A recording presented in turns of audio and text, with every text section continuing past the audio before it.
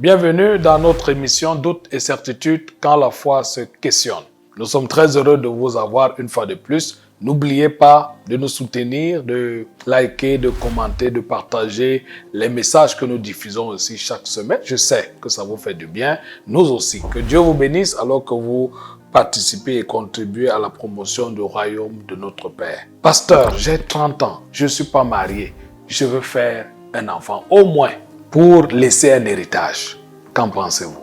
Très belle question. Et je réagis ici à une situation, à une observation que nous faisons dans nos familles, dans nos communautés, dans nos quartiers. À un certain âge, on se dit, bon, le mariage, c'est un peu difficile. Pourquoi ne pas se faire un enfant et au moins avoir quelque chose qui montre qu'on a été présent sur la terre. On ne va pas mourir et laisser au vide derrière soi. Quelle est l'histoire qu'on va écrire? Quelle est l'histoire des générations, de nos générations après notre mort? Aucun enfant ne va porter mon nom, aucun, je n'aurai pas de petit-fils. Oh, pasteur, qu'est-ce qu'il faut faire?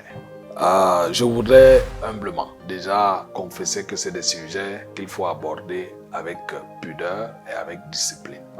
Nous avons nos jeunes sœurs, nous avons même les frères qui ont des problèmes et souhaitent avoir des enfants. Malheureusement, ils n'ont pas pu avoir une famille, un foyer. Et la tentation, c'est de se dire, au moins un enfant va me consoler. L'enfant donc se positionne ici comme une grande bénédiction, comme une grande consolation. Mais je veux dire des éléments qui vont nous aider à faire de bons choix. Il est toujours important de faire des bons choix. Il est toujours important de se poser des bonnes questions et de prendre de bonnes décisions. La première chose, dans ce genre de comportement, vous faites là la révélation d'un aveu d'échec. Vous êtes en train de dire à toute la société que vous avez échoué et que votre vie ne dépendra que du produit de vos entrailles. Peut-être avoir un enfant pour vous donner plus d'assurance. Non, faites attention. Je n'ai pas d'enfant, mais j'ai une famille. Ma famille, mon père, mes frères, mes amis, c'est ma famille. C'est la bénédiction que Dieu m'a donnée. Et il est important de se satisfaire du peu que Dieu vous a donné. Le contentement est un principe clé.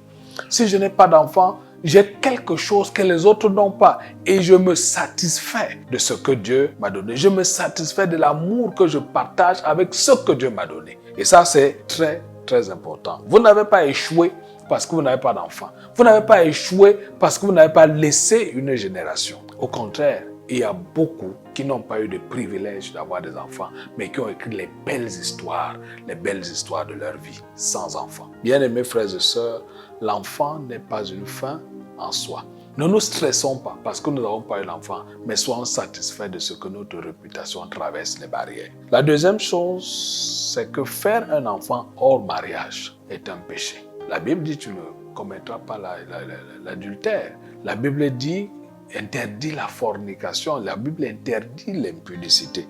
Il est très important aujourd'hui, frères et sœurs, de dire et de se dire en soi-même, pécherai-je contre Dieu parce que je vais satisfaire quelques appétits? Il faut faire attention. Bien-aimés frères et sœurs, c'est un péché devant Dieu. La troisième chose que je vais relever, c'est que l'enfant qui naît dans cette condition naît dans une condition de vulnérabilité. C'est un déséquilibre pour lui. Dieu n'a pas pensé que les hommes feraient des enfants en dehors du contexte du mariage. C'est le péché qui nous y a conduits. Et il est important de revenir sur des choses normales. Dieu a dit, l'homme quittera son père et sa mère et s'attachera à sa femme.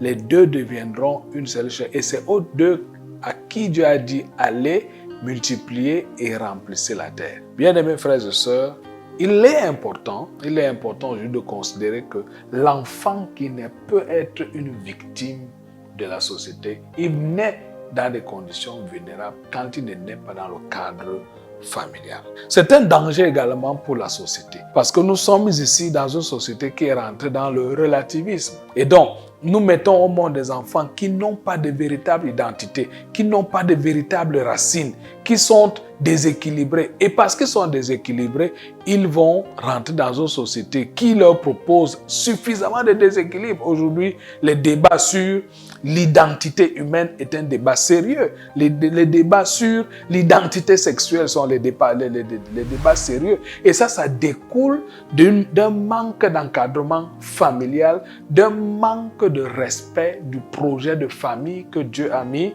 en place. Il est donc important aujourd'hui, plus que jamais, de revenir aux bases qui nous permettent de bâtir une société plus agréable. Ce n'est pas une grâce d'avoir un enfant au mariage, c'est un accident. Et les accidents peuvent aboutir à des catastrophes. Il est important de reconnaître que Dieu peut régler certains problèmes. Les enfants qui naissent dans ces conditions, Dieu peut les bénir. Nous avons plusieurs, même dans les Saintes Écritures, qui ont fait des exploits dans une condition telle que nous sommes en train de la décrire.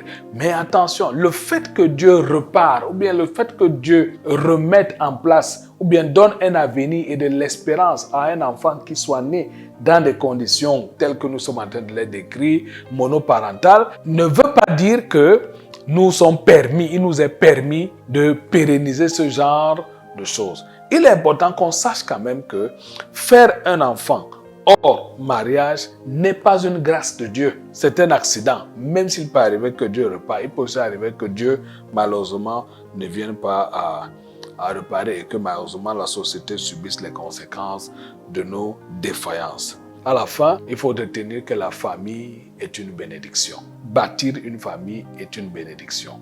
Si nous ne sommes pas mariés, nous appartenons à la famille sociale, à la famille de son quartier, à la famille ecclésiale, à la famille nucléaire dans laquelle nous-mêmes nous sommes nés. Et nous devons nous satisfaire de tous ces cadeaux humains que Dieu a placés à côté de nous.